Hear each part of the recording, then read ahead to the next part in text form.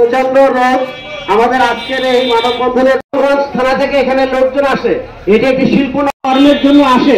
আজকের এই 50 বেডের এই হাসি মহতি উদ্যোগের সম্মানিত প্রধান যেগুলো স্বাস্থ্যকেন্দ্র বা আধুনিক হাসপাতাল,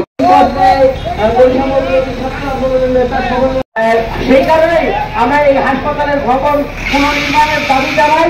পাশাপাশি আমরা এই দাবি জানাই চায়না সরকারের অর্থ।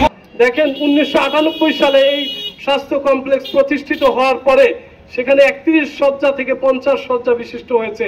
আজকে প্রায় 25 থেকে 27 বছরে কি পরিমাণ লোক এই মোংলায় বৃদ্ধি পেয়েছে। পাশাপাশি আপনারা জানেন মোরেলগঞ্জ, দাকুব সহ বিভিন্ন অঞ্চলের মানুষ এই শহরে এই হাসপাতালে আসে চিকিৎসা করতে।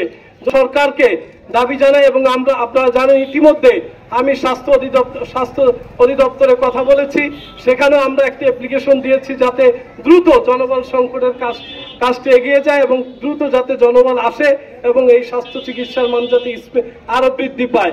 পাশাপাশি এই মোংলায় যেহেতু প্রতিনিয়ত আমি খোঁজ নিয়েছি প্রায় 90 থেকে 100 রোগী প্রতিনিয়ত ভর্তি থাকে, তাহলে আমাদের বর্তমান যে দাবি সেই দাবির সাথে কিন্তু বাস্তবতার পুরোপুরি মিল রয়েছে।